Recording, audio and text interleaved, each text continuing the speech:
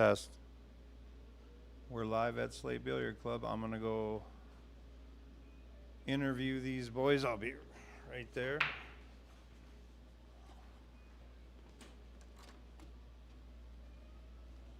All right, come here, Jeff. It should be up.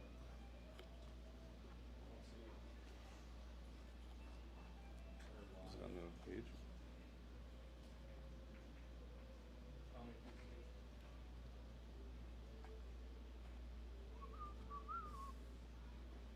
Yeah, it's live now.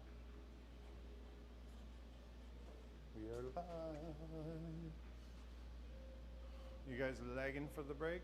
BCA rules? All right, come here, Watsy.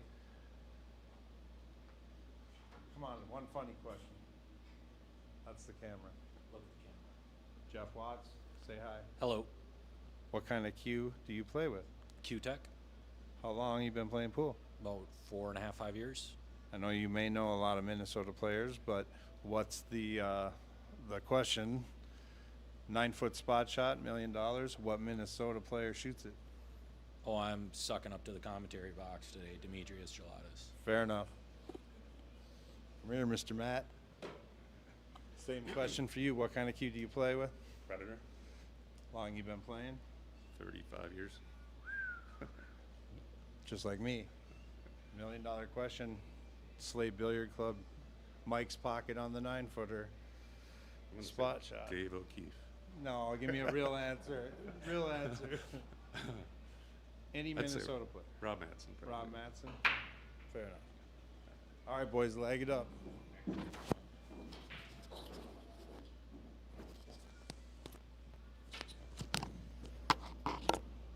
your own time.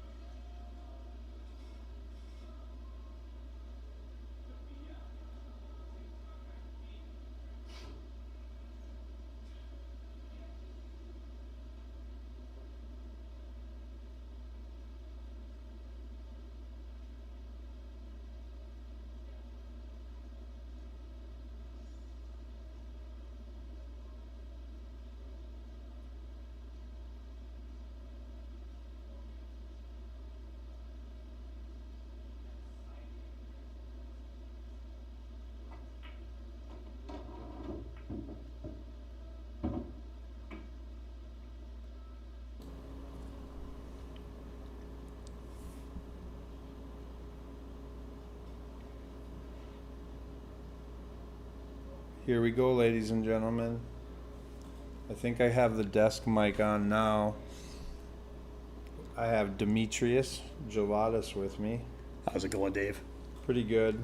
Demetrius is in a pretty good mood today. All right, we got Jeff Watts at the table, making his first inning. Let's see, this is tough. You know, you don't want to shoot the 14 now because it doesn't lead anywhere, and it's a tough shot. But this 13, where does it lead, and how do you get back over to that 4? Can you use a little inside here maybe and come straight across table to get either on the 15 or the 14? I wonder if he's look at this. Let's see if he twists it with inside, or maybe he could just a twist. No, he's playing for the 15 on the side. So it must clear the 3, but then it doesn't lead. Could you soft roll this maybe and play for the 12? Or do you have to go to the end rail and play short side on the 14?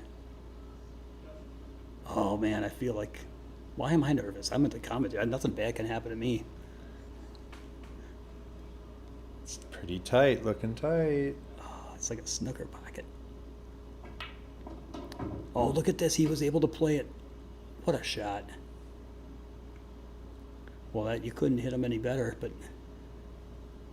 even still, does he have to draw back? Oof.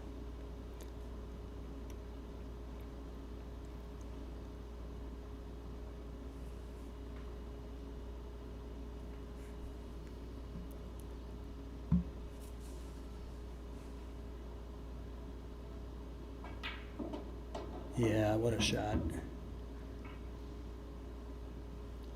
Sometimes you just got to keep making them. Like, I know that everyone's thinking, man, if he drew back to the other side of the 3, but like, just right now, this shot looks like the hardest shot he's ever shot. He hasn't been on a live stream like this before, and he's out Fargoed by 100 Fargo points. Yeah, he's the underdog. And so you guys know what this shot right here looks. It's almost like that side rail point just starts sticking out, covering up like a goalie. It's hard shot to make. Oh my goodness. Drained it. All right. What a shot, man. What an out. I'm giving him some credit here. But what an out. Ooh. Just kidding. Just kidding. Yeah. I think that's a case where once you make that ball in the corner, you just feel like you've won the rack, and then you're just not quite ready for there's one more challenge to solve, and sometimes you get a little like just run it over with. But that was an unbelievable out. He ran out from on his first chance and dealt with some pretty good problems, and I would love to see. I don't have a horse in this race, but I would love to see a well played match on both ends with some suspense in it, and. Given that he's an underdog, it's great if he can start out strong like that. I see we have some viewers too. Demetrius here. If there's anyone, feel free to chat a little bit, share your comments.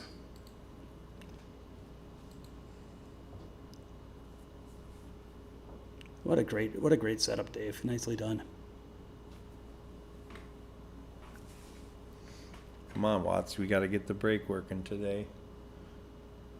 Breaking from dead center. That seems to be working well on this table. We played a little bit the other day on this table. Look at this. Oh, but neither ball went to the side, but he got the one in the corner. That was pretty good spread. I think I'd take solids here. But really, this is one where I wonder if you can use high ball and just roll into the 7 and just bump it, 2 inches. You don't want to tie it up with the 4, but if you could bump it and then you're on the 2 and you can clear out that end, because if you try to shoot the 6 and use a low ball, and then you got to get between the 7-4 to get on the 2 ball. And I wonder, I don't know if he has the angle to do what I just said. Okay, he's looking like he's going low ball, so maybe he's got too much angle to do that, or it doesn't lay right. Okay, well, I don't know that he got where he needed to be to shoot the 2, but fortunately the 1 still has to go.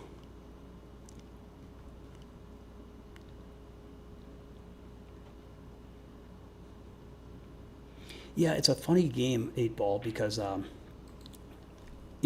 Jeff's at a level where he can definitely run a rack from the break, but he's also at the level where it doesn't happen regularly. And so the question then becomes, what's the best strategy? And sometimes you just want to cinch up the right object ball group, and then if you have a run out, run them out. But what do you do, Dave, when you don't have a good run out? Do you just kind of like, Take the suit you want yep, and then start playing your pawns and getting them ready, and maybe even jamming up one of their balls, on the pocket side of the cluster to try to, slow the game, or at least maybe you can get back to the table, with some of your pawns in play. I definitely do not like when you can't get out. You either got to make the decision whether you're going to go for it or are we going to get them ready. Like there's a strategic side to 8 ball that a lot of people don't play, and sometimes you have to. Sometimes you can't run the rack. We're not Demetrius or TJ. So we got a duck. yeah, one thing he did there, he shot the 1, which is great, because one thing you can do when you're not sure if you can run the whole table is you can start with your problem balls, and then if you make it, you have a chance to run out. But if you miss it, at least you've opened up the problem, and that's what he did with that 1. And now this is not so easy, but in theory, you could make the 5-3 and get on that 7 and maybe get out here. But boy, it's hard to get the right angle here. You got to hold this pretty nicely to. Yeah, this is testy, but it's workable, but testy, right? I'm pretty impressed, man. You understand his Fargo's sub 500, and now I think he has a higher gear than that. But to get up there, this is his first live stream, to just get up there and start doing what he's doing. Yeah, he looks like a seasoned pool player, and I'm not saying he's a beginner. He trains hard. But I mean, this is action. He's up against a good. He's up against he got a on good the 4 shooter. ball. Wow, I thought he was going to be playing to get on the 7, but he got down for the 4. Man, this is incredible.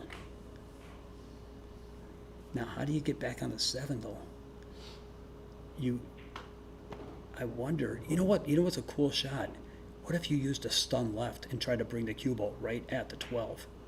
And then if you hit that 12, you can maybe, with a little bit enough speed that it can wiggle through it a little bit, you can get on the 7 ball.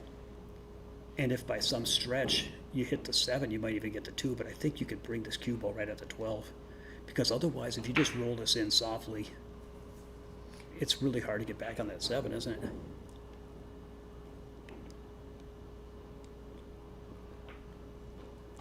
Okay, he used a high outside to try to check into the 7. And then maybe he can swing, does he have a shot at it, he can maybe use low outside to come around and play him in the same pocket. Okay, he's trying to, let me see what he's doing.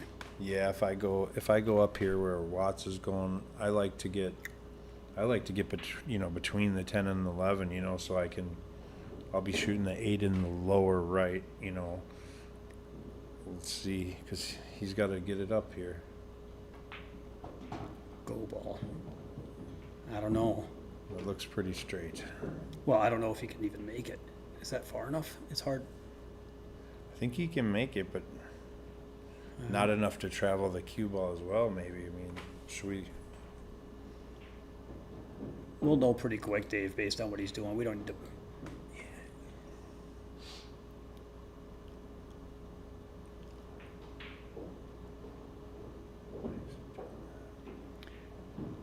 I'll tell you what, whatever happens, nobody runs out all the time, but he's made a very thoughtful. Oh, if he can make this, maybe he can come 2 rails for the left-hand side.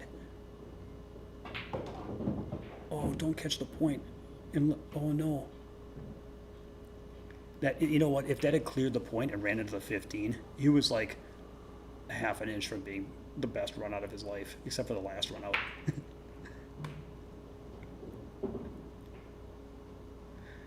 This is tough, obviously. Oof, I'm watching a replay there. Wow. What a run. I mean, Hey, we got our first chat victim.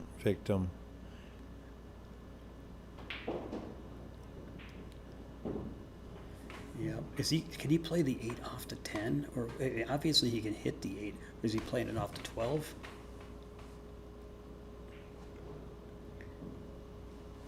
I'll tell you what, in all honesty, if he can make the 8 hit the left-hand side of the 12, there's a lot of ways, because it's like a half ball hitting. Okay, he's playing the bank, but I'm just saying, if he could hit enough of it to get it at the 12, there's a lot of ways it could go off that 12, because it's at an angle where a lot of angles that lead right into the side, but maybe he can't hit that much of it. So, oh, that's what I'm saying, man. Oh, that's what I was saying. Ooh, that's brutal. If I had a nickel for every time I called the wrong pocket, though. You know what? Good try, Jeff. So it is 1-1. Marshall is on the stream. That's awesome. Marshall, I can't remember. Are you from Las Vegas? Remind me the city of origin there. And then we got back to reality. What a cool username. Yeah.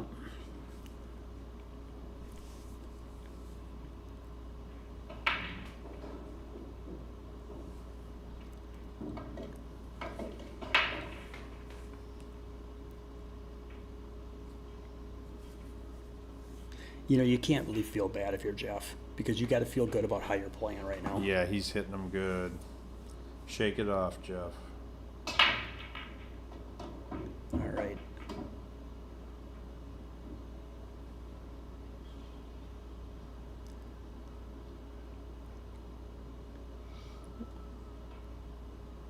This is cool, man. What a cool treat.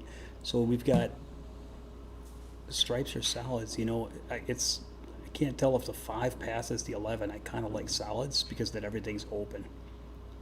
But if the 5 doesn't pass, even, you know, then I just these two balls by the side for stripes are surprisingly trappy. Yeah, he's seeing the solids too.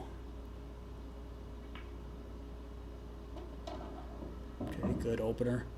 Yeah, really good opener. Look at this. He can like go 6-5-1 and just pick everything apart here.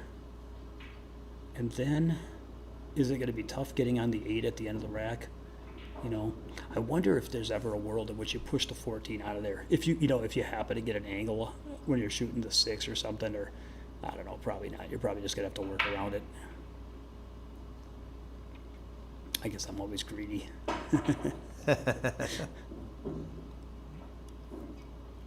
Okay. Yeah, you know, it is a little tricky though getting on the 8 at the end, because you have to, it's not that bad, but you just have to play shape for a shot that's just a little bit more than you'd like. Oh, the 6 goes to the top by the where the 1 ball's going to. So if I was wrong about you could even really minimize movement and go like 1-7-6. Because trying to draw back for the side, it's, you know, I guess you can play for both and see which one you get, but yeah, I kind of like what he just did there, just kind of keeping it super simple. He's got a weird angle, and this is where, again, whichever ball's easier to get on the 6 or the 4. Yeah, if you've got an angle where it's easier to get on the 4, I can understand. Just sometimes I try to just run the balls the way they want to be run instead of trying to force a plan that is good on paper that doesn't quite work. Yeah, so this allowed him to kind of get off the rail and not be straight in and tied up on balls, and given where he got, I think that makes a lot of sense. Now in a dream world, he could float ever so gently across the shot line so he could stun right into that 14. But realistically, if you could just get a reasonable shot on the 6. A little shy. He's got a shot, but it's definitely testy. And given that the 8's a little covered, I know he would love for another foot there. And he could probably make it, but he's flirting with the 11. It looked almost like the cue ball wasn't struck high enough to develop full roll, and it kind of like stun run through it a little bit, and that killed some of the speed he was going on. What a shot. Okay, he made a great shot, and I like that he didn't miss the ball worried about what he was going to get on the 8. He just went all in to make it. Accepted it. Yep. That's a really confident thing to do. It's just do what's in front of you and don't let fear of the future derail the present. I haven't seen, I don't really know this gentleman too well. Is his name, what's his name? Is His Matt? name's Matt Krieger. He played with Okay, Mike okay. Painkoff in the Scotch doubles. Okay. What a shot. What a note. What a great shot. Nice out. That's not easy. These pockets are, they're not, super big. So like those back cuts like that, they're Yeah. very easy to hang up. Yeah, and right now the air conditioning's running in here, and it is humid because shout out to Margaret. She puts 6 gallons of waters in all these plants every couple, like once or twice a week. So we do get humidity in here, but we can't dry the plants out. So, these pockets get tight when it's humid and the live stream's on. Yeah, I'll tell you what. Once you hit the record, the pockets tighten up a little. That was really nice. This is a good match, man. I'm glad I'm in here in the booth. Yeah, I don't want people doing this to me. Thanks for joining us. Yeah. We're working on the 9-foot live stream for all of you, big table players. So Yeah. I like playing on a big table, so I have an excuse when I miss.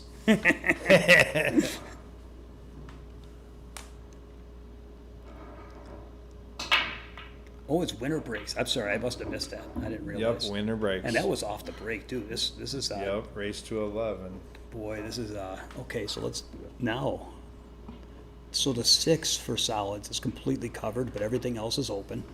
And then for stripes, of course, the 13 has to go only after the 9's gone, or it can go in the corner right now by where the 3's at. So stripes are looking very good in that sense. And maybe you could go 13 and then shoot the 9 and lay on that rail to get on that 11. And then once you've done that, the balls are open. But that's easy to say. It's not, that 11's a little touchy to get on. The 9's, but it seems possible. You could always pick off the 15 while you're down there, I suppose. Yeah, I think this is the shot. that's what I'm seeing, 15, I mean, 9, if you- 11. Yeah. And then maybe you can 14, but you might have an angle on the 11. You might have to swing around the 14. But let's see, is he going, with just one rail? He kind of came a little further than I would have thought for the 9 ball. I wonder if that was his plan or if things have gone Sure, yeah. awry. Or if he. But if the 9 goes by the 11, he could go 9, 11, 14, 13. But it's Okay. he's going to run out of soldiers. Okay, here. well, if he can make that See. 9. Ooh.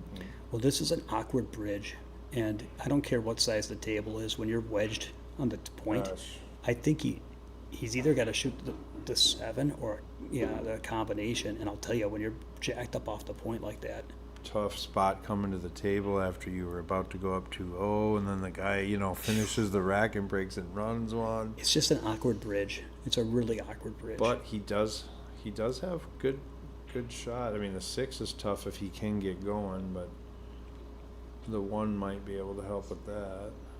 Now, if he's looking at the 5 ball, if the 5 goes, of course, that's a good shot. It's also nice because it doesn't automatically lead to a sellout if you can get your cue ball to the head rail. Look at me, I'm always planning on missing. But this is what I'm saying. That's You okay. don't always lose by, But yeah, that was, of course you can make this 13 on the side and maybe open up everything, but funny things can happen. It's at least you're making them earn it. You're making them earn it.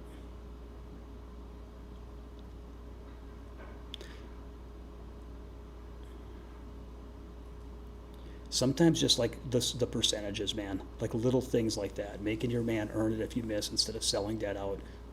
Rack after rack, those little things make a big difference. And good shot. okay, well he Good shot, it man. could have worked out better for him. But it didn't have to. It could have at least Right. Jeff made him earn it. Is my point. Yep. Because rack after rack, if you make your guy earn it every time, some of the time he'll give you another chance.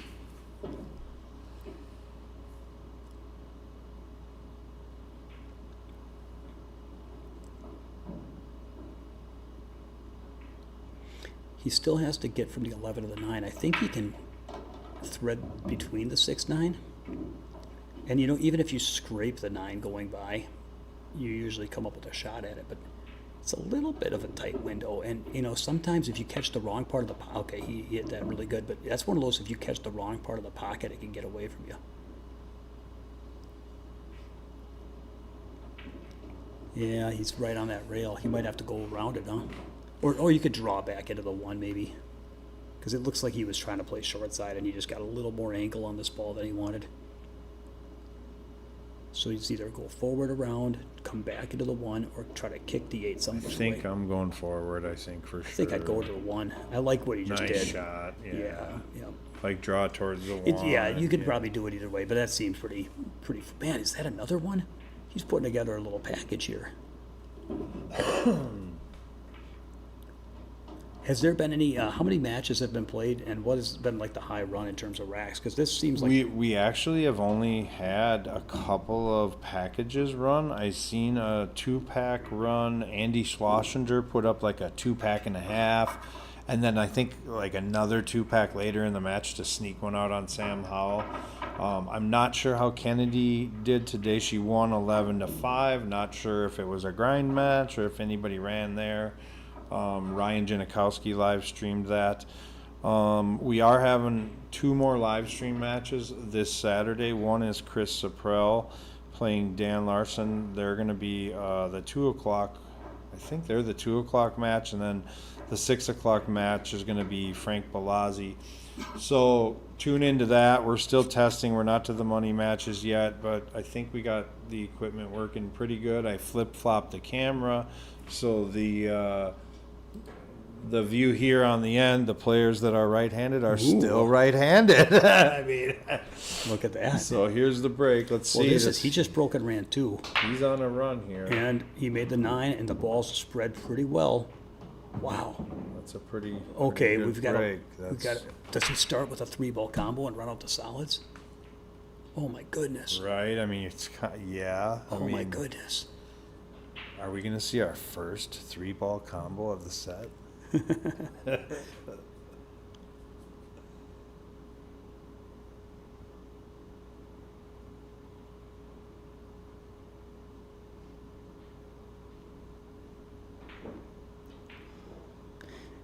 What if he shot the combo with a 10-6, stayed glued together? That would be annoying. You got to make sure they come apart. Okay, he got them apart, but he's got to thin one of these balls. Maybe the 1 on the side, and then where do you go? Do you roll into the 12? Maybe, I don't know. I can't see. You got to see the angle. I'm assuming he rolls by the 5 without hitting it. Oh, is he going to shoot the 7? It's a little longer, but then you don't have to move your cue ball. Boy, if you could go 7. That's a testy shot, though. I don't know that I'd have the courage to shoot this shot. Elevated off the end rail, spearing. Boy, I mean, this makes sense. If you're confident in your pocketing and you feel good on the shot, it really... I say that. I didn't mean to jinx him. Yeah, I was going to say the coward in me shows up. I might have had to shoot the 1. But in the end, you have to decide. Do you want to bet on your cue ball or do you want to bet on your shot making? And sometimes I bet on my cue ball there, but sometimes it's better to just bet on your shot making and keep it simple. Oh, back to reality. What's Jeff's opponent's Fargo rating? What's Matt's Fargo rating? I think he's got him by Jeff Watts currently is a 484. I put him, over 550 though. I mean, he trains hard, but I mean, he's playing Matt Krager, who's a 578, and I think Matt plays a really smart pool for that Fargo rate. I don't know about his execution because I haven't really watched him play a lot, but he does play Scotch doubles matches, and he plays in tournaments a lot, so he's more tournament seasoned than Jeff Watts too. Yeah, look at this. What Jeff just did. He used a really nice touch on this 11 ball, and if you're going to play good 8 ball on a bar table, I can't really overstate the importance of having a good soft touch. So for those that saw that, he just flicked it in so nicely, and as a result, the balls are open. Yeah, he's got shape on a couple of balls, yeah. Do you draw back and try to play shape for both of these balls now? either the 13, or, I mean, I guess you're technically playing Yeah. straight for all three. Yeah, I'm definitely shooting the 14. Because you wouldn't want to shoot the 14 and play short side for the side pocket. That seems a little cramped. If you get, it's super easy to get a funny angle and be trapped Yeah. on the rail. Yeah, you have to be really nice angle. But if so I think if you're feeling confident, you punch it off the rail. Yeah, I think. Oh, he played like short side. I Ooh. don't know if he was trying that, but Yeah, and didn't get quite the draw. but to be Yeah. fair, if he came further, he had the 15, and here he's got the 13, and he's off the rail. He's shooting this ball. I'd be tempted to shoot the 13 with low ball. Me too, I think. But so. he's making shots. Nice Oh shot. boy, he's Sit just a up. little hot. Sit up. Arr. Yeah. He's definitely shooting straight tonight. I hope He hasn't he has missed a it, chance. right? He's shooting straight. It's weird little stuff. So yeah, I hope he doesn't get discouraged because he's actually hitting them. And that's. Yep. So okay. And the tables are pretty fast here. So right what do you now. think of They're this? What do you all- think about like 4, 2, 6, and then like 1, 5? Yeah, I don't like the 2. I like that. 6, 1, 5. Yep. And then 8 at the end. The 8. Yeah, like the one in the middle of the table. Yeah, in one of the pockets. Yeah, because they're almost all over. All right.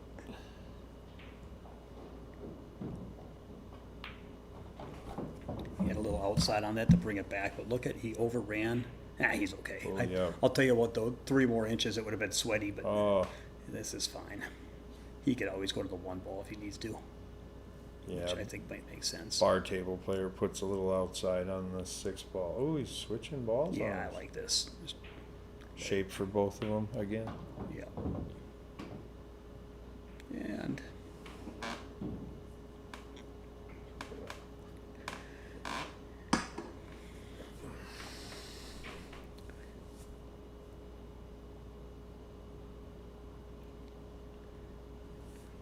yeah, these.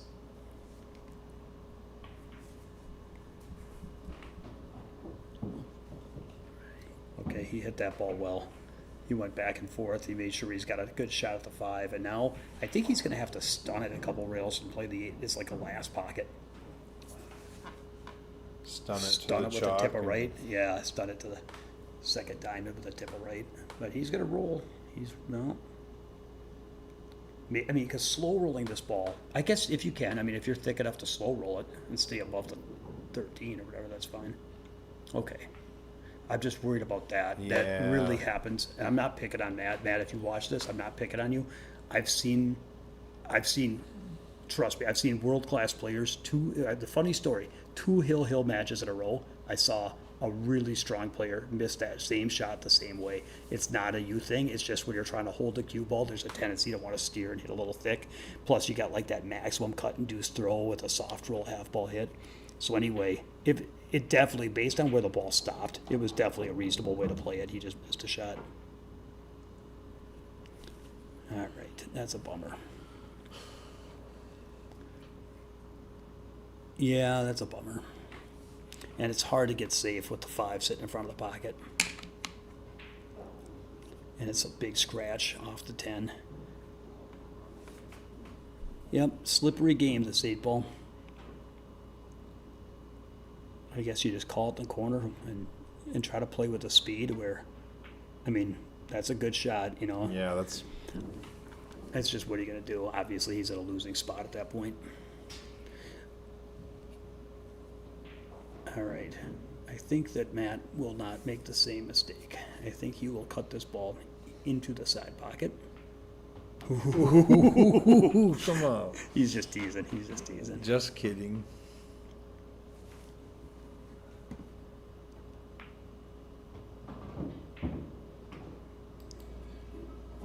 Matt will mark his score.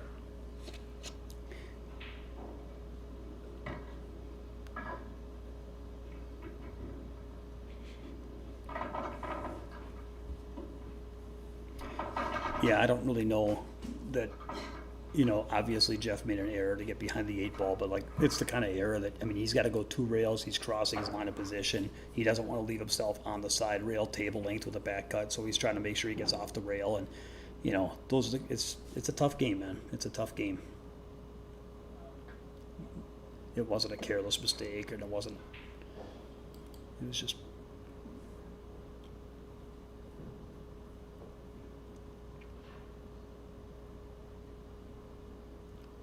We got an overhead view.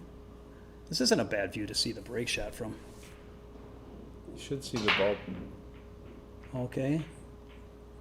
Now, I think he came up dry, but isn't that normal? You just come up dry and then you don't really leave much. Right after. But I think that Jeff has the 6 ball, and solids are open, but boy, they're not. They're open in theory, but in terms of running them out, there's a lot of precise maneuvers that would have to happen, like getting on this 3 ball at some point, getting on that, you know, getting back up for the 7-1. You know, there's just so. And then you don't really want to play the 6 off the 15 because then you tie up the 8. So you want to cut it in. Oh, is he shooting the 2 ball or the 6? He's looking at the 6. And that seems right. I mean, if you can make it, okay, you got to shoot what you can make, though. And obviously, if the 6 don't go.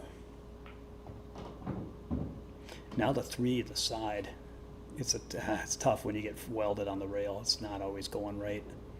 It may not seem like a big deal when you're watching, but you know how it is when you're at the table. Sometimes 1 or 2 inches off that rail makes the shot go from being like, you know, Yeah, it's like, it goes to be like 80-90%, whereas this feels like you're almost like 60-40 sometimes. I don't know, you shoot them pretty good off the rail, but shooting into these sides off the rail, they just have to go in. Tough action. Man. Wow. Hit it good. Wow. Just keep shooting straight, Mr. Jeff. Yep. But this is back to what I'm saying. They're open. I don't know if the 6 goes or not, but like even the rest of them are just, they're open but touchy. Okay, what a shot. We're gonna find out if the 6 goes now. Well, I think it does, and I think he was It's just a nice, comfortable look at it now. Yeah. And if you have any questions in the chat for Demetrius Gelatis, Minnesota Pool Boot Camp, all you got to do is shoot the question in, and ooh, he's not. So one thing, I'll tell you something about Jeff. He started playing pool 4.5 years ago, and okay, he didn't have a shot at the 6. It doesn't go, so that makes sense. That makes sense. yep. So what? Interestingly enough, about Jeff, he contacted me 4.5 years ago for a pool lesson, and when he came and worked with me, he was like a total novice, like learning to hold the cue, learning how to make a bridge. Didn't really know. I mean, he just was. I mean, learning how to aim with ghost ball. I worked with him from like when I say begin. Oh, he clipped it going in. But when I say beginner, I don't just mean like, you know, beginner. I mean like, what do you like an actual new player? He didn't start playing until he was, you know, an adult, and so he's only been playing for 4.5 years, and he took a few lessons from me, and he's put in a lot of work on his own, playing leagues, and of course he's a member at Slate, which always helps your game, and it's like, I can't believe how well he's playing, for the fact that he's basically like a 13-year-old in terms of his pool game. It's just in an adult body. You know what I mean? People like, it's like, I'll put it this way, if a 12-year-old kid played like him, everybody would be dazzled. But it doesn't get noticed because he's an adult, and so people don't notice it. But anybody that gets as far as Jeff did in just a few years it's pretty cool. Now I say that, boy, if this is tough, man. If he shoots the 1 to break open the 6, A, you have to get another shot, and then B, you have to find a way to get back on that 4 later. So I would really be tempted to want to do something with that 4 right now and then dream about a way to, I don't know, because where does the 4 even go? I mean, it goes in the top right side. This is tough, man. I don't know what the right play is here. This can't be terrible. This can't be all wrong. I mean, you know, if you can come up with a shot.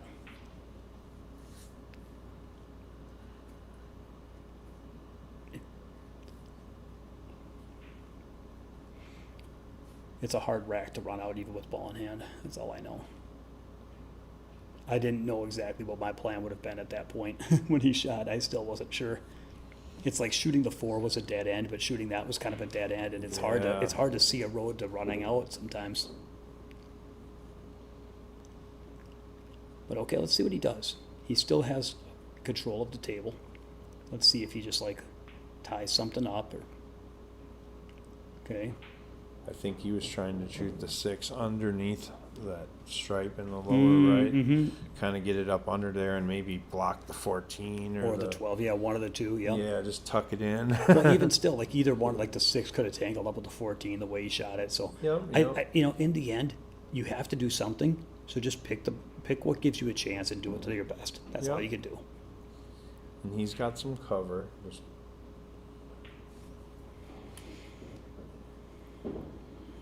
Okay. Oh, look at this. I wonder if there's ever a world in which he shoots the 14 short side. Okay. I think I like what he did. He's more worried about these balls in front of the side. I agree with this. If he got on the 13 in the corner, that's like. Where's that? Yeah. If he got on the ball in the middle of the table. yeah, 13, 9, Boy, that really 11. opens everything up.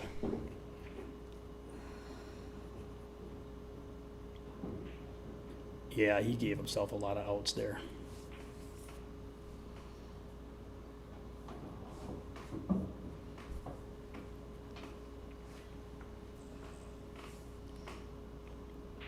He's really present. This Matt is really one shot at a time. He's really present. I mean, we saw that when he made that 6 ball and accepted the tough 8 ball and then put the 8 down.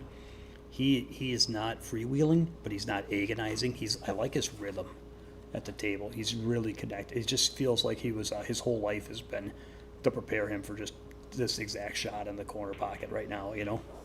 I think in the player interview at the beginning, I think he said 30 years he's been playing or something.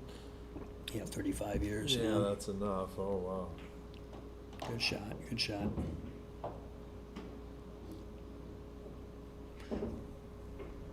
Yeah.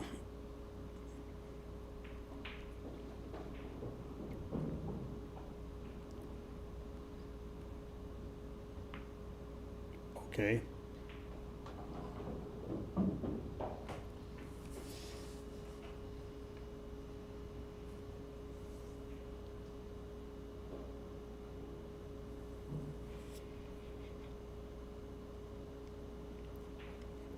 Yeah, this is dangerous. He's getting he's starting to get a bit of a lead now. He's obviously getting settled in at the table. He looks really comfortable.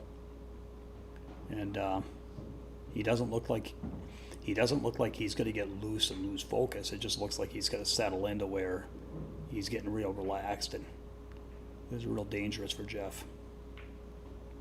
I mean, it was always going to be tough, but.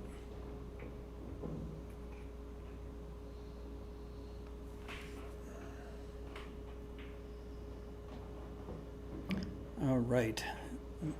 What's the score now, Dave? The cameras are. Flip us to the score camera. He's flipping it now. It's 5-1. And Jeff won the second game, right? Not the first game. He won the second game. I think so. Yep. And then he had that run out to the 8. He broke and ran down to the 8. Made the 8 in the wrong spot. If I was Jeff, okay, so Jeff, if you go back and watch this video, at when it was 1-1 and you shot the 8 and it went in the wrong pocket, you have to at least try to act like that's the pocket you called and go to mark your score. And then if the guy challenges you and says, no, you called a corner, then you back down and say, okay, you're right. But if the guy was like on his phone and not paying attention, then, you know. You just marked the score. You're good. It's like, it doesn't cost you to It's a try. Okay, it doesn't cost you to try. It's a pay attention fee. Hey, I mean, I learned that from Chino. Oh, no. Okay, Jeff's got a ball in hand. Is this anywhere on the table, Dave? Anywhere on the table. BCA rules. All right. Let's see if Jeff can win one. If he can run solids, you can maybe end with the 1-8. Or you could, I mean, they're both runnable. I don't know why I looked at the solids, but I was just thinking, like, if you could shoot the 5 and the 6 and the 4, and then all you got to do is pivot around to get on that 1 later. Or if the 9 goes on the side, you know, stripes look good too. Maybe you start with the 11-10 and then come 9-14 and then use that stripe at the corner to pivot. I guess they're both runnable, huh? So the main trick here is to pick something and get going. And I'm guilty of overthinking.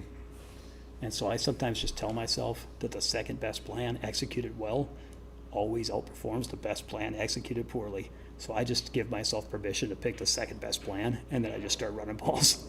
I like shooting stripes mainly because of getting on the 8 from solids is a little tougher. You could maybe use the one, one, and drop below or above it, but yeah, ideally you'd like a stop shot on the 1 to get, to get shape on the 8. Yeah, so I think he's going this way, 11, 10, 9, 14, 13, and then I think it's 12, 13, 15, something like that. I like it. All right, let's see if he can get into a rhythm now. He's done his thinking, right? So when I think about, I watch a lot of chess. And sometimes when a player takes 10, 15, 20 minutes before they make a move in a classical game of chess, it's okay to take 20 minutes to make a move, as long as then the next few moves should be pretty quick because you've already done a lot of the thinking. So you should have already kind of had a response plan for the next move or two. And so Jeff has done that. He did a little bit of a think with ball in hand, but now, oh boy, he got a little bit high where he's going to try to, okay, he was able to get that ball. Wow. Did that ball double kiss in, or no? I guess it was deeper in the pocket than I thought. I guess that 9 ball was deeper in the pocket, but it looked like it almost caught the point and double kissed in. Double kissed it in. We have a little. We're watching the replay. We're watching a replay because we get to see we're watching the live stream, and on. Yeah, I don't know. Yeah. But let's see if he can get far. He needs to get all the way to the shot line. Oh no. Okay. Yeah, this is challenging now. Okay, so here's the big question. Can he at least put this ball down? Because if you pocket this ball, boy, is it unpleasant to be sliding over into that 7-3, but at least you got to stay at the table. But this shot is very testy when you can't control your cue ball. It puts a lot of pressure on you.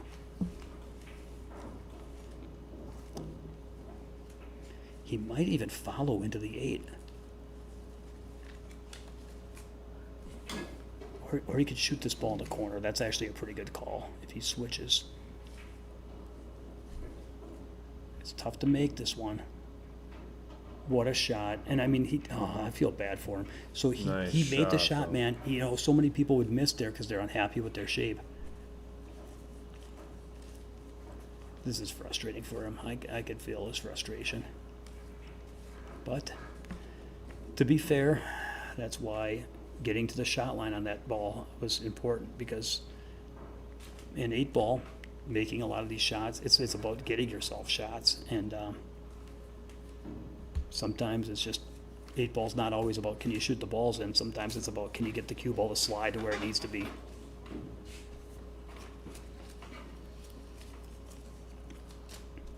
Is he going to play this off to 15? Oh my goodness. Oh, he made it off to 15. Dave, Kick this thing in, Jeff. oh my gosh, you got to see the replay on this, Dave.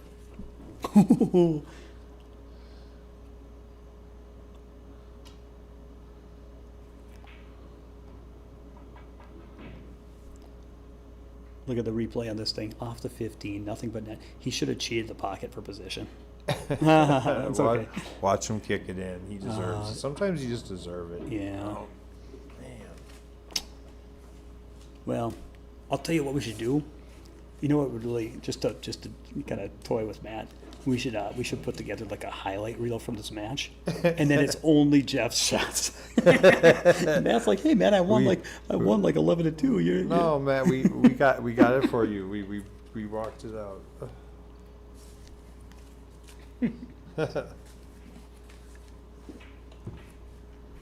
I don't know Matt really well, but every time I see him, he's pretty pleasant. And I asked him about the player interview. He's like, I don't want to get player interviewed. I go, but you will, right?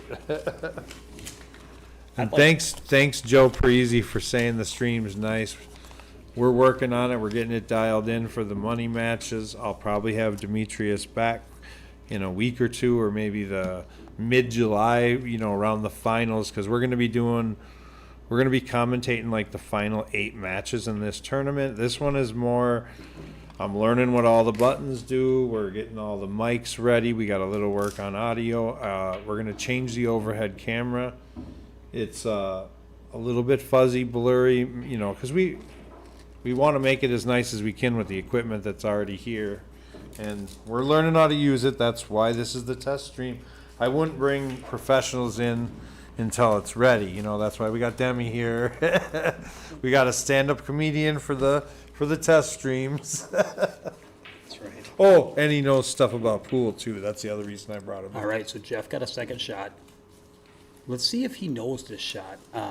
The spinning inside rail first. Now, Are I you don't. hitting the rail first on this Yeah, one, yeah, for Demi? sure. 100 times in a row. I don't know if I'd make it, especially if the ball is off the rail, like a quarter inch or something. It's tough. You know, I hear guys that play one pocket make this shot a lot. I'm just saying. Yeah, well, I don't know. You saw me play one pocket. I think I was out in like 2 or 3 rounds this year. But it was just everybody shot everything in the hole. And then I found out that if they make 24 balls, they win. Anyway, okay, Anyway. so spinning inside here, you can go rail first, and then you can hopefully either make it or maybe even tie up the pocket if it hangs. But it's hard because you're bridged near the rail, and it's going to be a little bit elevated, so it curves in a little bit. So this is not a easy shot. Let's see. Because going at it with straight center, for me anyway, that's not really in play. Oh my gosh.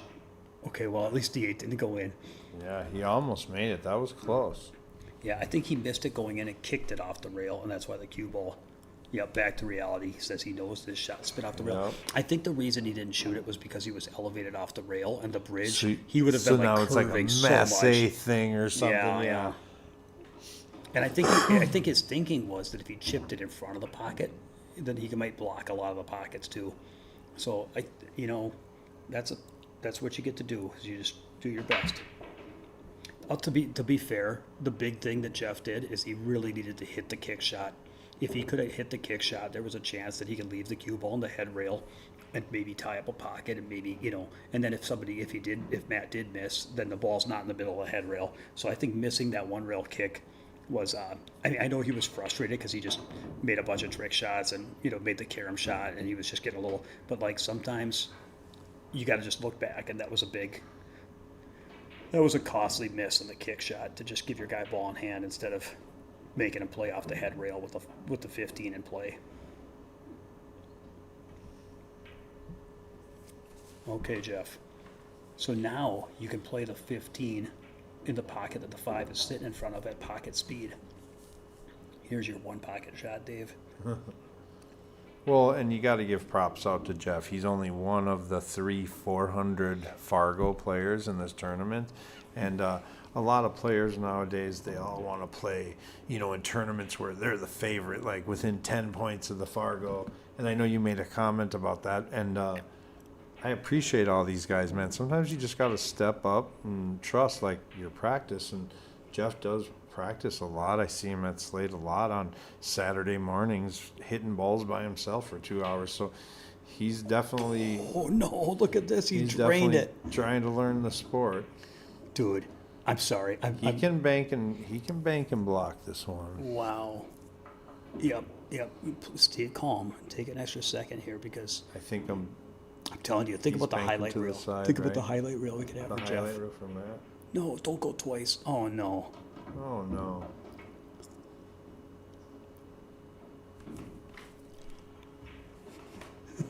I know that look.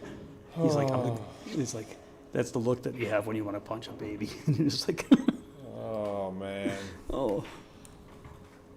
I felt like he needed to take just an extra second. I would need an extra second after making that bank and being kind of like frustrated.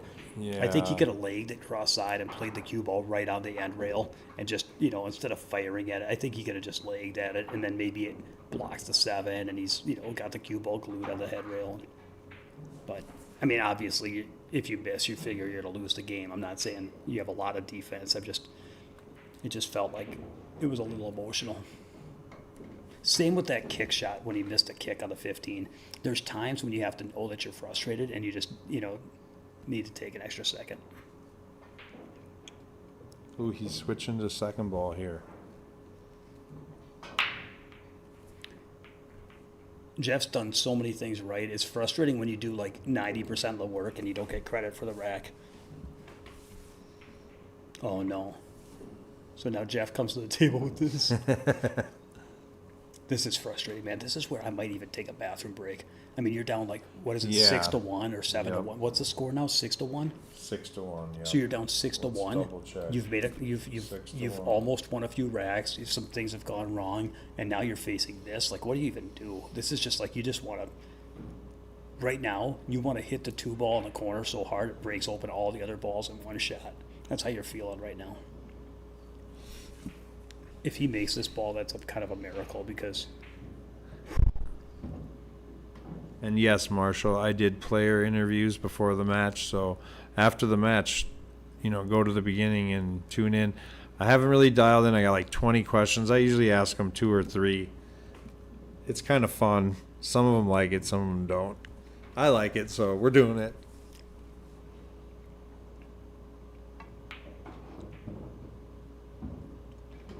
This doesn't have to be all bad. You could, you've got solids, and if you could, what's he doing here? Oh, he's cutting a 1, ripping everything open. So, okay, let me ask you a question, because Jeff said he was going to go back and listen to the commentary, and so know that I'm not saying this with any kind of judgment. It's just, let me ask you this: if it was Hill, and he was down 10-7, and he won 3 games in a row to get it to Hill, and he got that spot on the 1 ball, Would he fire it? would like he that? jump down and fire it that quick with that speed, with that time? Or because the real goal for Jeff is not to win the set. Yeah. The real goal is for him to keep sticking to playing his best game regardless of how things are going. Yep. And that's hard to do. But I'm just saying, like, there's been a couple times where I feel that the He let situation, his emotions yeah, get a little bit of him. And where the situation has impacted his performance just a little, and or at least his rhythm, his decision making process, and it's.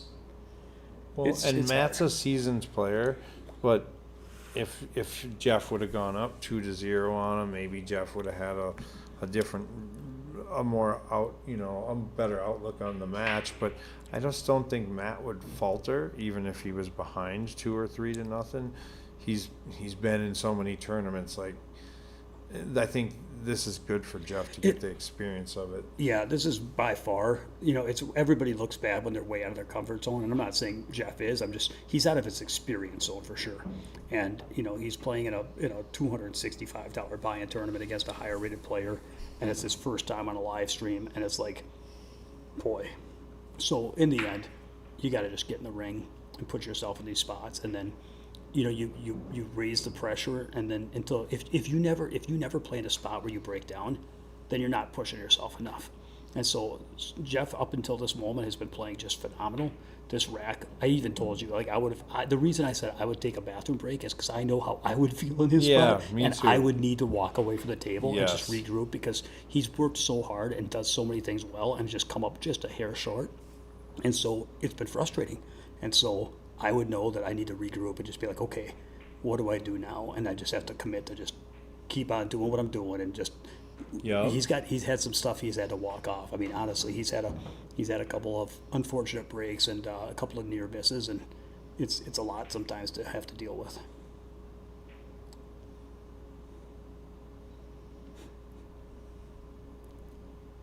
Like even Shane. Remember when he played Sky, that race to 100, or when he played a race to 150, he was down a bunch of racks and kept losing. He had to take his time out. He went outside and threw a water bottle against the wall really hard, and and then he came back and won. But it was like he just had to Yep. That's all. Sometimes you got to scream a little.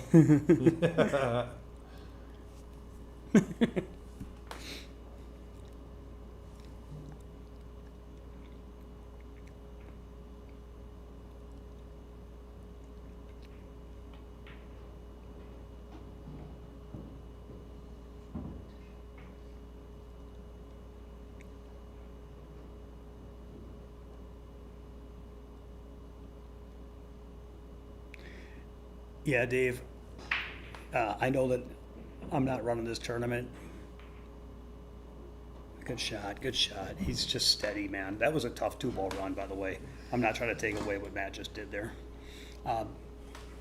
It would be cool to do something for like the 4 lowest rated players that signed up, or or take like the 2 lowest rated players that scored the best against their opponent, or like filter the who had the of the players that played against opponents that were 50 plus Fargo points better, who scored the best. Like, find some way to, like, if at the least recognize them, but maybe even like have a little. Anyway, I got a couple ideas we'll talk about, but it's cool, man. It's really cool to see.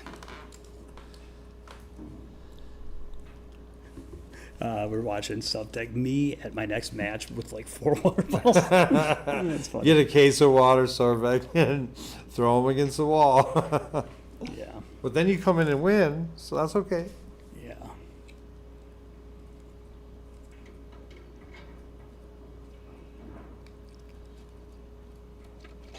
Yeah, I tried throwing a water bottle against the wall. I still can't beat Federer in a race to 120, so I guess I have to practice too. I don't know.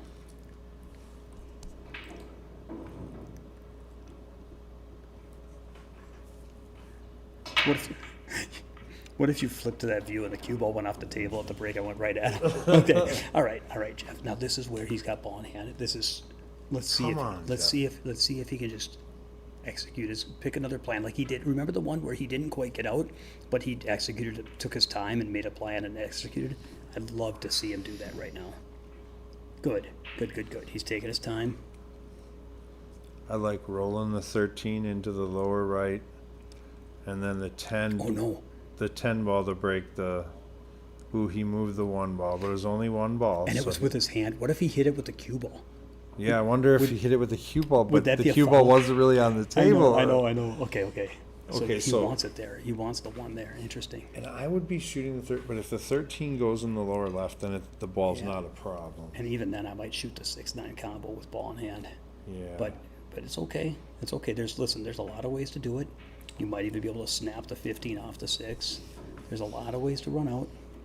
He did a little hand flip. You're right. Watts, you're definitely right on stripes here. He did a little hand flip. He doesn't like it. And the 11 ball gets you to the 13, so yeah, break the 9. So when he did another hand flip. So when you don't like it, people tend to do too much. When it's a tough spot, people tend to do stuff that's too difficult, and you want to keep trying to do stuff that's fairly straightforward.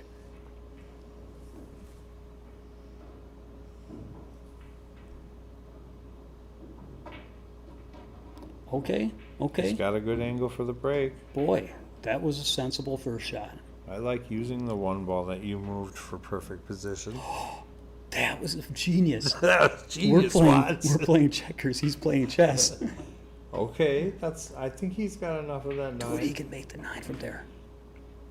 He could have shape on 4 pool balls. Just make the ball. What if he goes 1, 2, 3 rails, plays that stripe at the corner? Wow. And then where does the 8 go, though? The way this match has been going. Copy that. Okay, he made a great cut. Real clean. Very Okay, clean. off the rail. He's got shape on a couple of them. Okay, he's going to go 14, 11. It's just a little thin on everything, huh?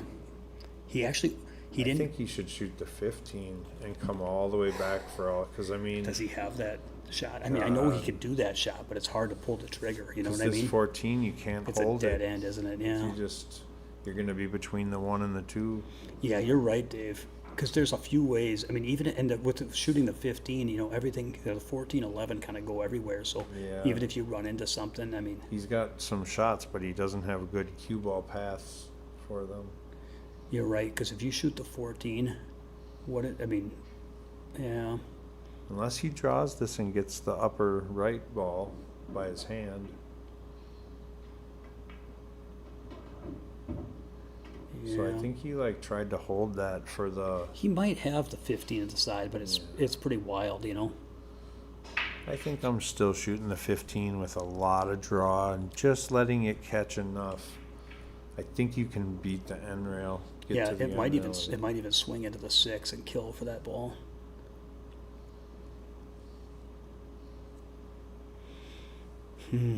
Yeah, this is tough. All right, but I like his rhythm. So let's go back to talking about what he can control. I mean, you can't will yourself to play like Shane all of a sudden just because you want to. I mean, you have to play how it goes. And I like his rhythm, and I like the fact that he's taking his time and try to figure out. Yep, there's a scratch. He knows that making there's a sure, scratch. yep. If he uses a high ball, it looks like it's definitely in play. But so I think. Oh, he's thinking he can beat the corner. He's gonna drive through it, I think. Yep, what a shot. Not Oh, bad. no, no, no, Easy, no, no, no, no, no. easy. Okay, well, guys, if anybody had any questions about whether pool is fair, Wow. Jeff, good shot, man. 2 8 balls, yeah. It rolls. Sometimes pool is just not You know, your friend. it's one of those things where if he like caught the tip and bounced back for perfect shape, or like, you know what I mean? It's just, Yeah, it easily could have happened. it's just, Matt's got to break this out now. yeah. Shooting it off the But, 5. oh no. But now Jeff this is a spot where you've got nothing and you're frustrated. Can he see this though? Yeah. So the question is, how long does he take at his decision? And does he treat this like it's an opportunity, or is he still, you know what I Yeah, mean? yeah, This is yep. all you can do is start fresh. You have to have a very short memory. The most important word in pool is next.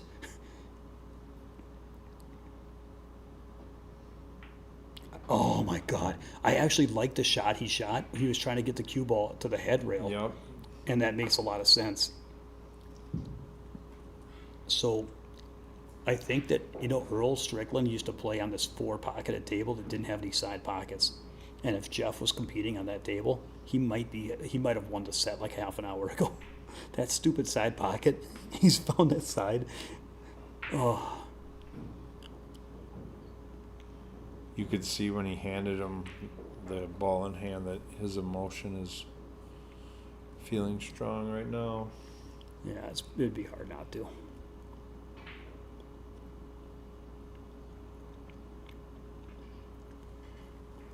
So what do you even, I suppose you got to try to kick at the 15 just to make him play off the table bed. Maybe the 15 tucks in. I don't hit this one very hard. I want to leave it in that little mess. Just good like this. Speed, good speed. All right, well.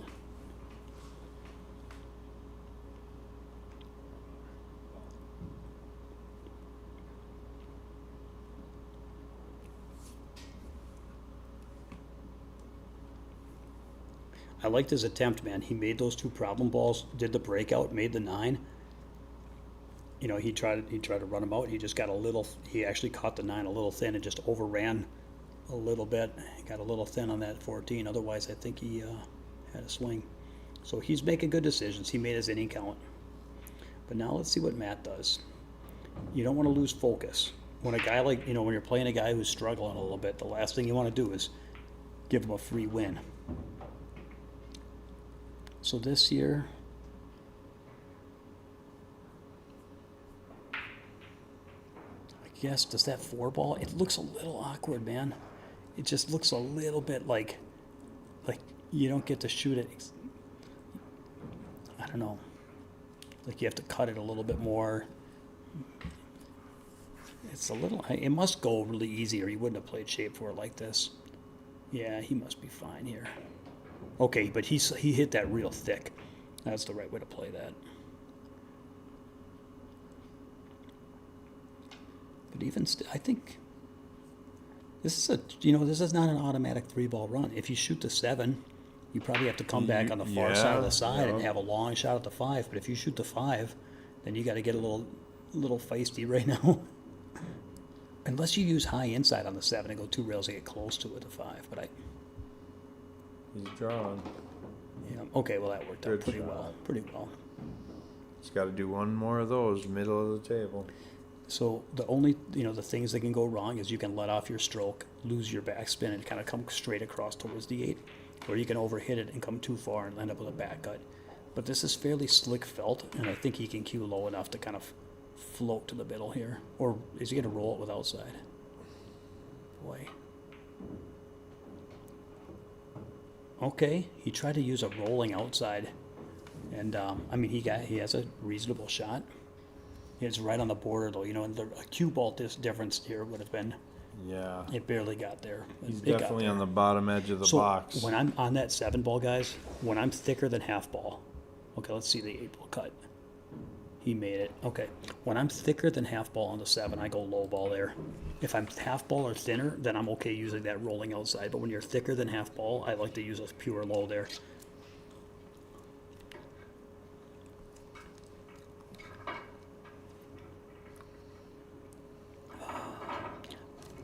Well, that was a good out. Matt made a good out. I kind of feel like I'm doing Matt a disservice. I've been kind of pumping up Jeff a little bit and rooting him on, but Matt has he hasn't given Jeff anything automatic. He's given Jeff some opportunities, but nothing. Like Jeff hasn't blown any easy chances.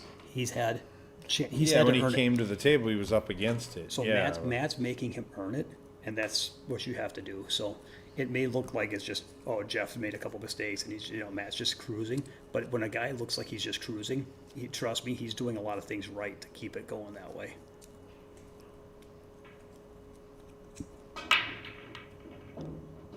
Oh wow, what a break! Look at he brought out the Second ringer. ball in it. Yeah. Old school, the wow. ringer break. Wow. So solids are looking, the 2-5 connect, the 1-7 connect. If you can get this 3 open, and he's got a shot to get the 3 open right now. I mean, I hit this with some speed. I can't control it so well. What part of it I hit, whether you hit the top or the bottom of it. So I try to hit it not hard, but like I try to hit it hard enough that the cue ball works its way out of that like that, just exactly the right speed. But he got a little unfortunate. Look at that. He can maybe go 1-3-7 and then try to rip into him off the 7, or 1-3-7 and get an angle on the 2 to go into him. This is tough. Yeah, that's what he's looking at. There might even be worlds in which you shoot the 7 and smash the 1 into him, but I don't think that's laying right. All right. See if you can, this 1 in the corner. It's not automatic. Or is he playing the 7? Looks like he went to the 7.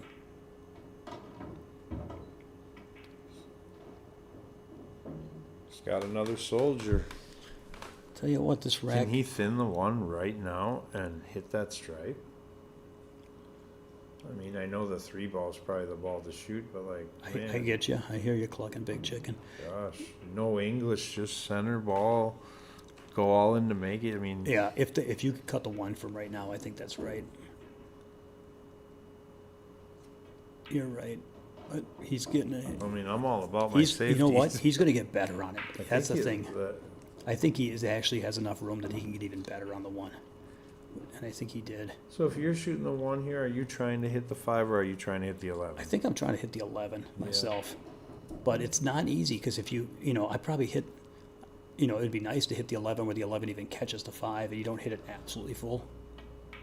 I mean, that's pretty good. Yeah. Oh, see, that's what I'm saying. He gets the little bump Yeah, off he the gets point. the point. Sorry, Jeff Watts, that you didn't get that. But See, Jeff, that's how it was. You got to learn how to billiard how out the to ball and catch the billiard point out- there. No, I mean, he couldn't have really, in his defense, it would have been pretty hard like to scratch from there. It wasn't really in play. I'm watching the replay. I mean, I guess it was possible, though. It would have been a little hard. Yeah, it'd have been tough.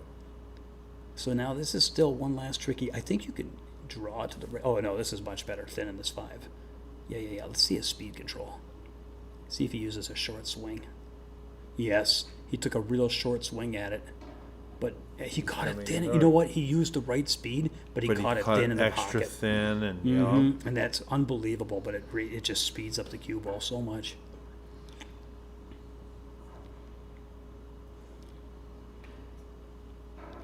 Okay, I'm just having fun now. What if he tried to jump to 2? Or what if he tried to jump to 10? He caught the 10 going over the ball, and the 10 rolled over and tied up with the 15. He fouls, Right. and he just clips it, and it rolls like a foot and a half. It just wedges.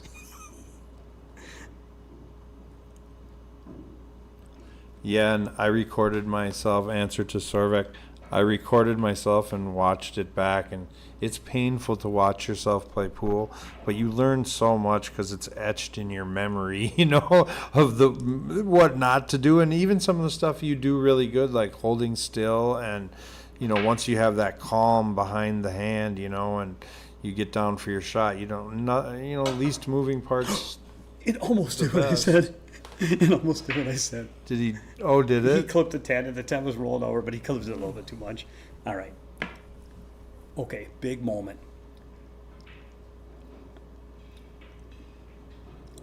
You know what's not bad here? What about starting with the 14-11, then shooting the 10 to the side and rolling over to that rail and picking those balls off? I mean, obviously you could do it the other way. You could go 10 to the side and pick off those other 2 balls and then pivot down off the 11. I'm chasing those 2 balls first shot. Okay. No chance. I can't leave them there. You know what I Okay. mean? Yeah. All right. I can't argue with that.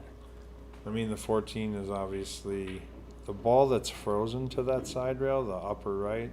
That ball and the 14, those are my 2 concerns on the whole rack. I mean, shooting one of them first and, What about this then? What about shooting the 10, following down for that 13 in the bottom right as we look at the screen? Yep. And then shooting the 13 in the top corner and then stopping, and you have the perfect angle on the 11 to chip the 11 and come down to the bottom rail. I like that. And it's very, very foolproof. I don't really like Yep. where that 10 is.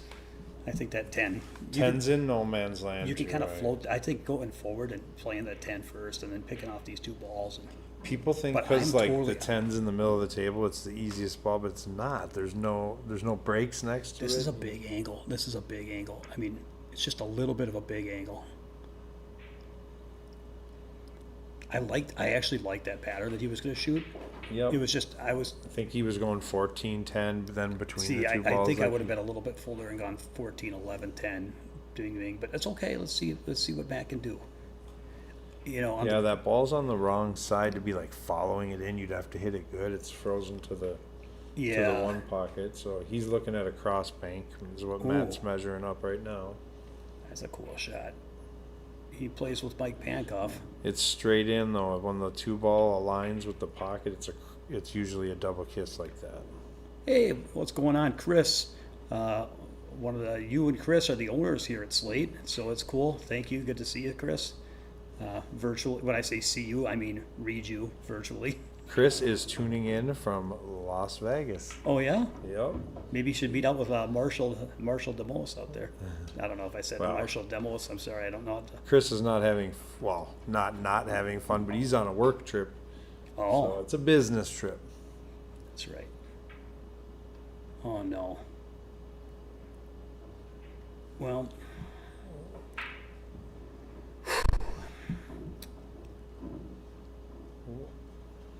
Yep. Watsy, you're picking up your pace a little bit here, and you're one stroking it a little bit. Well, I get it. Sometimes you feel like grinding isn't working, so you feel like you Yeah, want to try to mix it up a let little me bit. try to get the Rob Matson flow going. It's a like little it's bit. hard, man, because there's times when it's like there's no path to winning. So then it's like either you lose loose or you lose tight.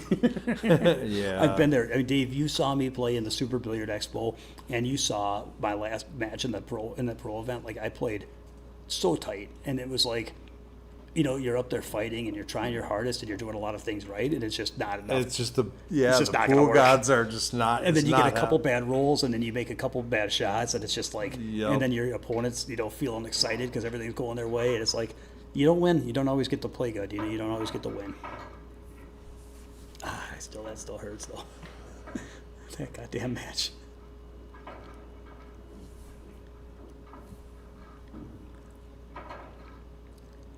And everybody that's listening, please like and subscribe to Slate Billiard Club on YouTube. Helps the stream. Gets us more fancy cameras for the 9-footer. And here on Saturday, I was just looking at the bracket. I think that we have a 1:30 match. Dylan and Garrison are playing. We have Brandon Hoff looks like we have Brandon Hoff and Isaiah Zappa. Isaac Zapata. Isaiah. Sorry if I butchered your name, sir. You're like that substitute teacher in the Key in the Key and sorry. Peele sketch. Then we got that's at 1 o'clock. So then at 2 o'clock we got Chris Saprell and Dan Larson, the one of the owners of Slate that we were just talking to. He'll be back from his trip. We got hold on, I'm not done yet. Saturday we also at 6 o'clock we got Frank Belazzi and Josh Hazelton. Can you link? Why don't you just link it in the chat and people can click on it and see the brackets?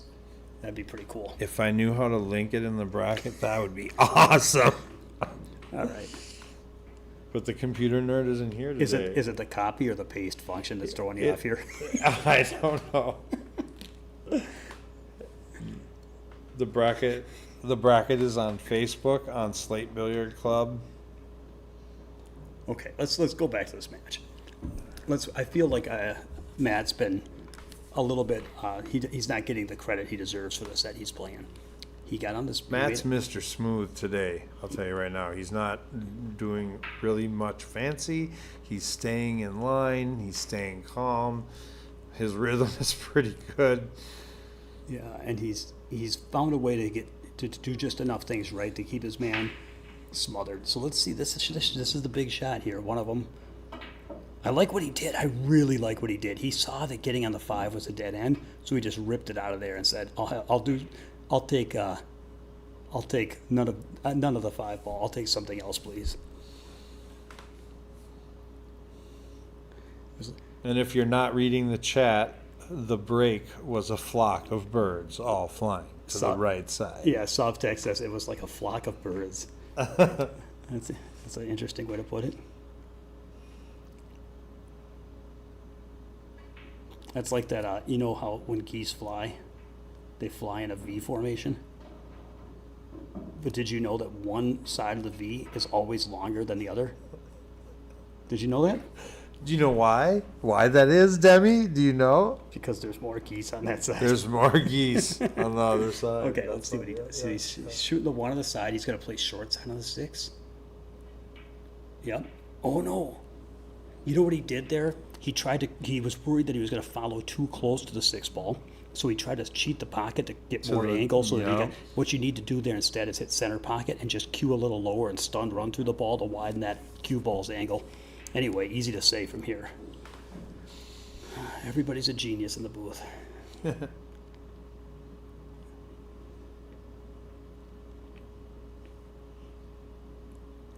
So now this is really tough. And he's got, let's see if he can just regroup and start a new game, start a new set right now. I like the 11 on the side because the 9's kind of a dead end, or the 13 on the side, running into the 8. But okay, doesn't matter. Any plan can work. I like the stroke he just used, really calm. It wasn't too hard, but it wasn't too weak.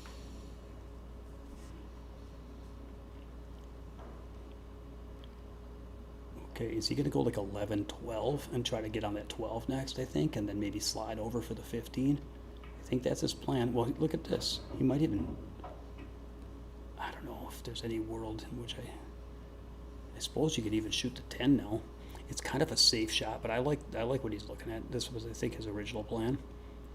This is tricky. If you follow it, you could end up thin on the 15 or behind the 14. It's a touchy one. He made it, and it's got a little thin on the 15. It's going to be really hard to get back on that 10. But if he can just keep making balls, one day I have a dream that he will not come off a ball into the side pocket, and he'll end up with a shot. Yes. See, at some point, something good will happen.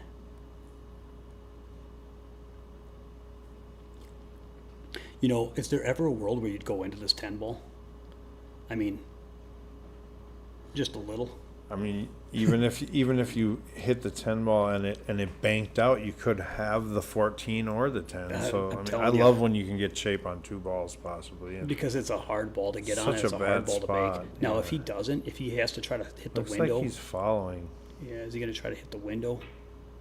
He's going to go 2 rails short side. That's a pretty good shot. I do not mind that. Well, That's pretty good.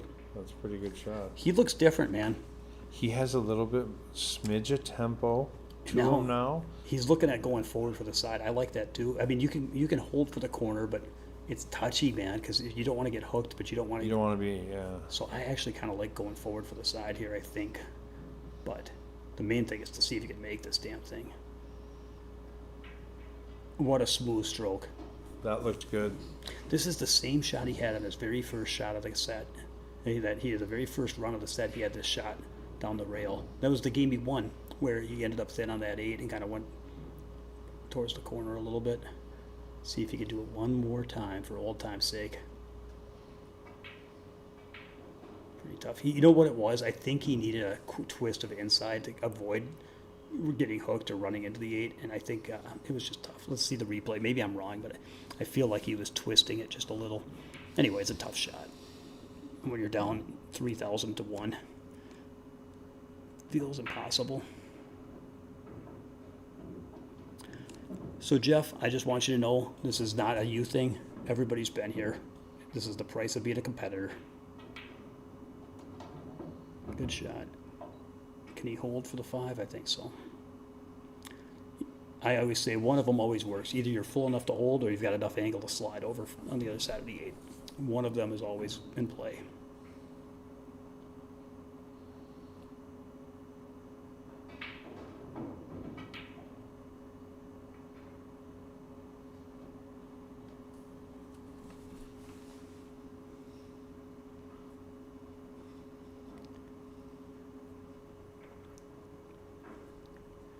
You know what's funny? It's if I was in Jeff's spot, this draw shot on the 14, that 14 would look like it was 3,000 miles from you.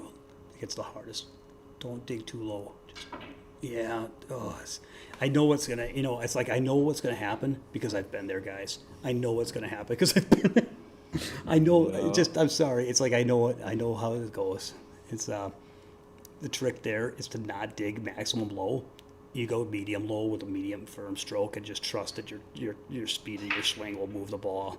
And because it's it's easy to say, man. It's easy to say. Like I said, pull up anybody that wants to see. You can pull up a match where I played Josh Filler at the Derby a year ago, and if you want to see, I make Jeff Watts look like Alex Pagulayan the way I played that set.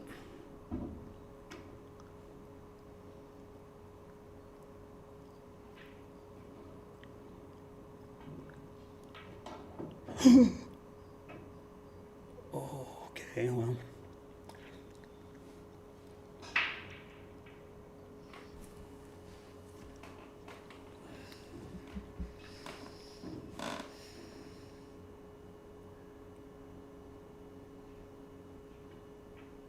Oh no. Well, this is tough. Again, sitting in the chair down 1,000,000 to 1, and you come and you get to stare at this, but he plays on the big tables too, so this is a shot.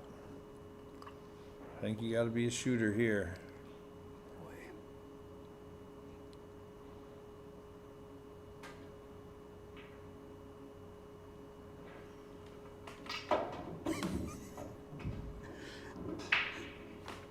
Oh, I think we should buy Jeff a beer tonight. Yeah. I get it, man. The only good part about this is that it's reassuring to know that this doesn't just happen to me.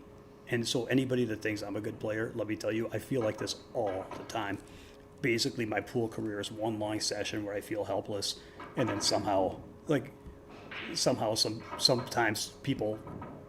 I win matches because other people do this to me. 2 beers, he says. Fair enough, 2 beers. Jeff has been a huge advocate for Slate Billiards, and also for me at Emmett Pool Boot Camp where I do pool coaching. He's been a big help to me, very supportive, and Yeah, he actually was one of the founding, what would you call it, OG members, He was been here since the beginning, helped hang the lights, helped hang a lot of the shelves, helped with the design. He had a lot to do with how pretty this place is. all right, let's see Matt break and run one more. That's right. That's a good break Good right break, there. Matt. All right, so you got to take solids if you can because of the 8 ball and the stripe on the top rail by the 6. So if you can go with the 6 ball right now, and even if you can't now, you can shoot the 4 on the side and then thin the 6. That's kind of what I'm drawn to. What about you? I think shoot the 6 and actually run right into the 5 because it's hard to, and you should have shape on one of the 4 balls. Yeah, because how do you get out I of there? usually right, don't right. like moving it, but Or in you this could, case, Yeah, you're right. it's hard to, Well, I don't know. The unless you can crank the 6 with a lot of left and just kind of come in between the 9 and the, maybe Okay. he's just going to save the 6 till later. Well, I don't mind what he did because these balls here didn't just go Yeah, everywhere. once you get started on them. And They weren't easy. This rack wasn't easy. Let's see. we'll see when he gets down to the 5, 6, 8. That's kind of a tough finisher. Well, he might be getting down there right now. He might have just changed it. He might have just decided. This is actually a pretty good angle though to wiggle between those balls. Oh, here, I'm going to turn on the caster cam Okay. to show. Here we are. Let's see if it works. There we are. Hey. All right. So I got to mount it so that we can see Demi. Actually, that's Okay, fine. he's cutting this 3 ball. I'm a little short for this view. Yeah. Okay, I'm sorry. So there's Demetrius, everybody. MM Pool Boot Camp. Right. Yeah, he made that razor thin cut on the 3. Wowzers. That's a confident shot. Yeah, when the 3's crammed against the rail like that. Boy, I need to work on my thin cuts because I wouldn't have really felt like I could do that. Okay. Yeah. This is touchy. The Breaking Bad channel. It's funny. The Breaking Bad channel. Come on, man. You know, I've known that show for 20 years, and it never even dawned on me to think of it as a pool break. All right, let's see. This is the shot. If you can wiggle out of there. What did I say before this run started? I don't know, because I was there when I said it. Yeah. This is super tough now, obviously. What about, is there ever a time when jumping at the 1 is your right percentage? I don't know, man. The cross corner on the 5, that's what he's looking at. He plays 1 pocket. Or the double kiss. Honest to God, you shoot straight at the 5 with high ball. Straight at the 5 with high ball, and it double kisses right down the lane between the 113 and makes it in the corner. For anybody that doesn't know this shot, I'm telling you, freeze the 5 on the rail, shoot straight at the 5 with high ball, and it double kisses in. Like 20% of the time. It might be a good 1 pocket shot, though, to get it close to It's your a hole super from cool down shot. there, you know. And it might have been the shot. Although the jump, honestly, I think the jump shot might have been right. If you feel like you're 25% to make the jump.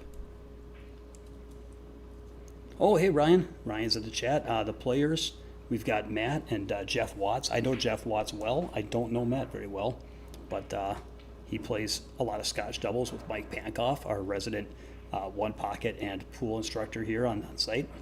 So he's got moves. He's been playing pool for 35 years, and he's a fan of Rob Madsen. He likes to win sets 11-1. We asked him what his favorite score margin was, and he said, "I like to win by 10 racks." Okay, so now Jeff, I'm sorry, I lost focus. Jeff is at the table, and he doesn't have a good shot, so he's playing a safety. All right. Okay. Make him earn it. Yeah. Nothing wrong with that. Yep. He's not quitting.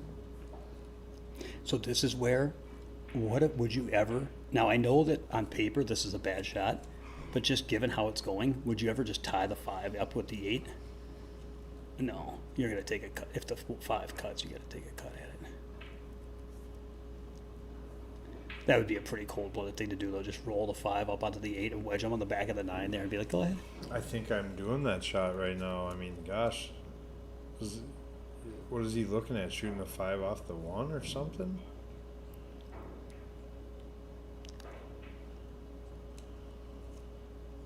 So even though I know that on paper tying the 5 up with the 8, you're down 6 balls to 2 on terms of ball count. I mean, to be fair, he almost made the carom, and it could block the pocket with the 10. So I can't fault that. That's probably a better shot. What he did gives him a chance to win. What I'm doing, you don't have any chance to win because on paper your opponent has more soldiers and they're going to have control of the table.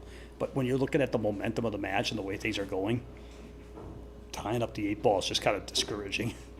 Because you know Jeff doesn't want to have to deal with a breakout on the 8.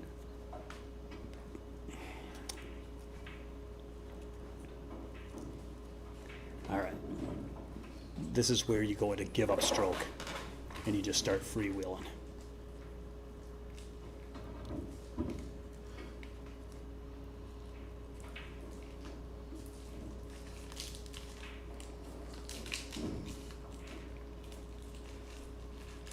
All right, see if he can use a big swing here. The last couple swings he's used have been a little bit, he's been doing a couple of soft rolls, and now he's got to swing just a little.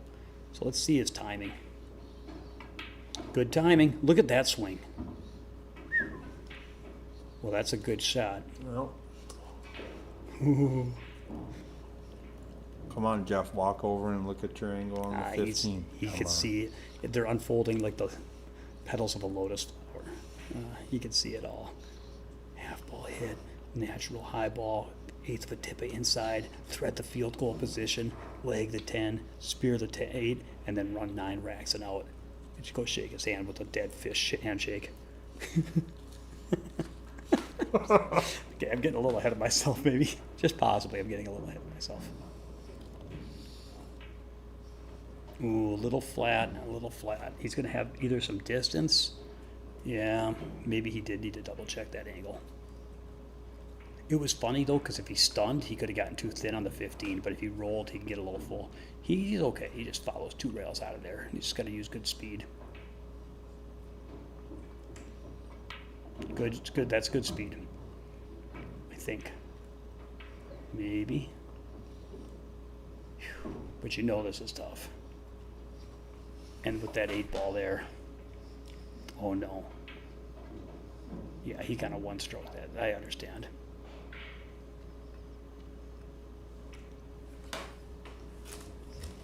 All right. What if Matt played safe right now? Just wedged him on the back of the 1. Just.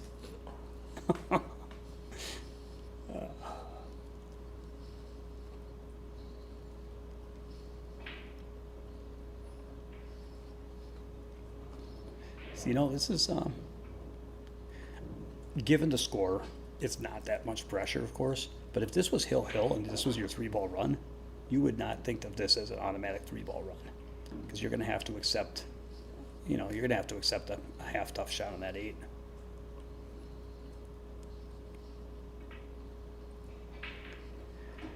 And I think he just, dribbles this in and shoots from distance.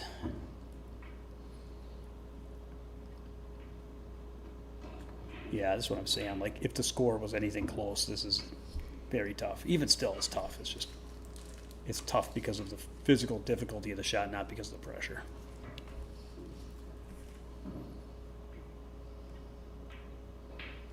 Yeah, pretty tough. And look at the speed. Look at where he left him, too.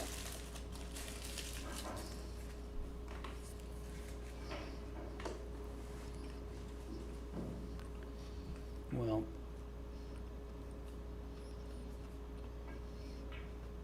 what a shot. Oh, my goodness. Oh. I mean, at the way things are going, it might, I think he has to cut it. He's cutting at the corner here. Look at the shot. We're going to see the replay here, Dave. Watch the shot of the 10.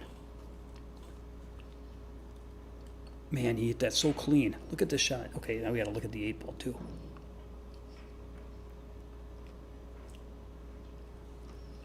Okay. Now, this is funny because look at where the 8 went. It's on the point. It looks like just tap because you got 2 hanging balls, but the 8 ball's frozen on the end rail. And if he hits this 10 full with high ball or something, okay, he didn't do that. He's not a sucker. He's not a sucker. He was born at night, but he wasn't born last night. All right. Don't go to bed, folks. It's about to be 8 to 9. Because it's 10 to 1. Oh, you don't lose a score when you win?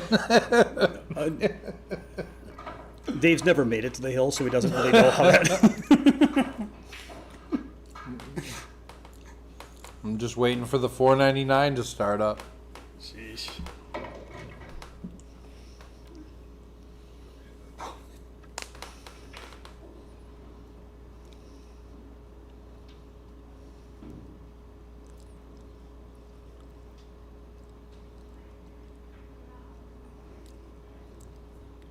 Okay, let's see if we can radar gun his break here.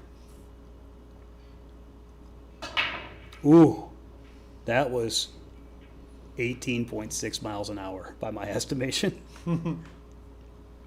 Maybe not, maybe 17 and a half, but it was solid, real solid. It was the perfect break speed for Matt. Okay, so now you've got to kind of take solids because he said his only shot is the 5. No, he's looking at the 9. Boy, I would take solids and shoot the 7 short side before I shot the 9, I think. Unless it was slinging easier than it looks. But it's tough. Look at this. The stripes are covering up that bottom left, huh? So all those balls, that 1-5, or the 1, oh no, he missed it. Boy, Jeff's got a chance, man.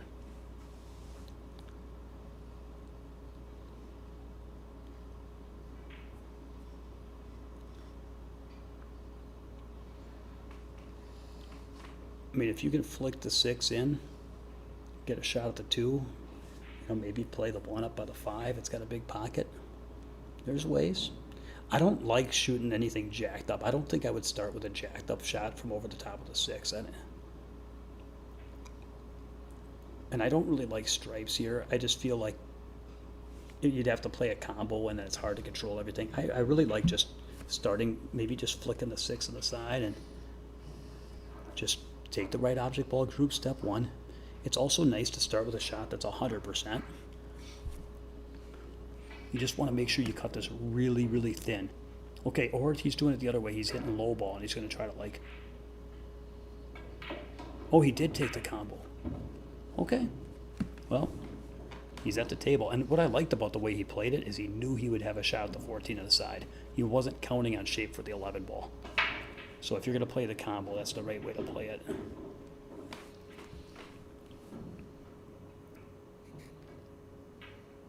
Wow. Wow, what a shot on that 9. Look at this. You know, man, I don't think I would. I mean, that's a very good shot. That's all I'm saying. He's pocketing. His stroke is good, man. He's stroking good.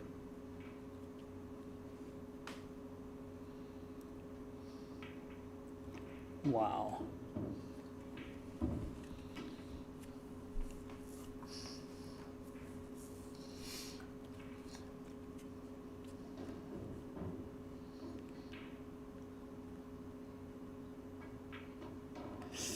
Little thick. It would have been nice to rock back a little bit. I think, you know, it's going to be a little tough to work his cue ball out of there. He's going to accept some distance on the 10, I think. It's going to be... Oh, look at the... Oh, my goodness. He overdid it. Holy cow. He overdid it. Oh, bummer.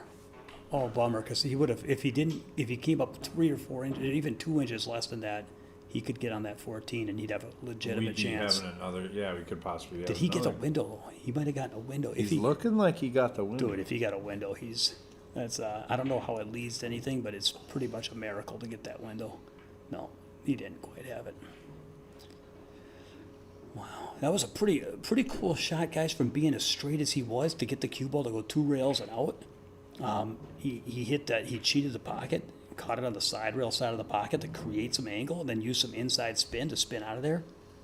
Man, that ain't 480. That ain't a 480 shot. Sandbagger, this guy. Your sandbag is showing. Nice little create the angle there.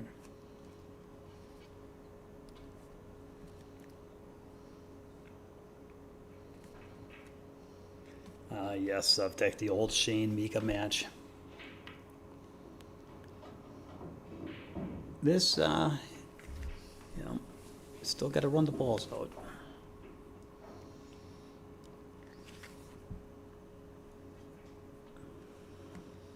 Yeah, I don't mind going to that 6 ball. I really don't like that trio of balls there.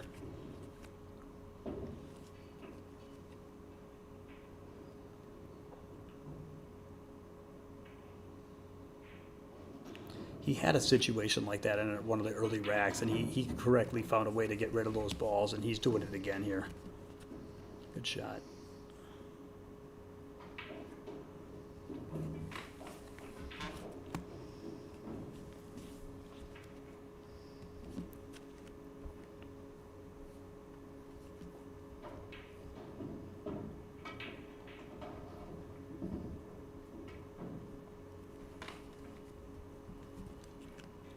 All right.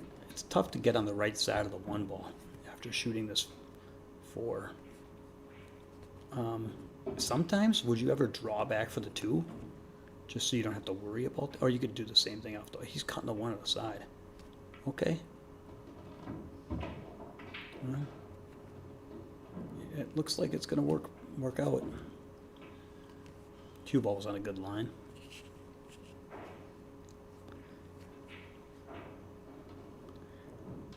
Funny game, man. Even this here, trying to, this ball in the middle of the table, it has all these open pockets, but not so easy to get on. What about low outside 2 rails playing for the 4 on the side he's standing by? I kind of like that path because, or high ball, play him in the same pocket, I guess, is what he was doing. It's taking off on him. Yeah. Bad though. He still isn't. It's just the 8 balls, it doesn't lead. So it's not quite where it's certainly better than it could be, but it's also just, he's on the hill. He's got one more hill to climb here. This is a missable ball. Can he beat the corner with high ball?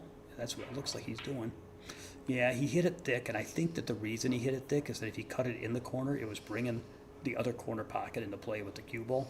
And sometimes people hit a little thick just to try to help the cue ball get through the tangent line. Maybe I'm just projecting, I don't know. But, all right, Jeff Watts at the table. No, I think he was okay. I think it's just he had a tough shot. I'm looking at the replay. He just had a tough shot. Boy, if you don't have a good shot here, would you ever consider a safety? You can cut this ball on the side, I guess, and I guess you have to go for the side before you play safe. It's just, here's the thing is if you go for the shot on the side, you have to go all out to make it, and if you don't get the shape you want, then you play safe off the other stripe. You can't miss the ball, right? So, but honestly, in a spot like this, if things are going poorly and you feel like snake bit and the 14 looks like a trick shot, then there's times when that's what he's doing. He's going to play it safe. He's drawn his line where he needs to be to hook him. It's a little awkward. Yeah, right. Those side pockets have played a role in the set. True story. So that's the thing about this cue ball. I remember playing with this table. The cue ball plays just a little lighter than I thought. Yep. So there's some shots where I think I'm following past the side. He still needs to make contact with a rail. So is he going to just stun it to the end rail, or what is he going to do? Well, I thought he was just going to float. Yeah, I think he should float it, just roll roll it something. in. Yeah, you're right. It could hit that ball with just the wrong speed. You called it, Dave. It's tough. All right, well. He's shaking his hand, I think.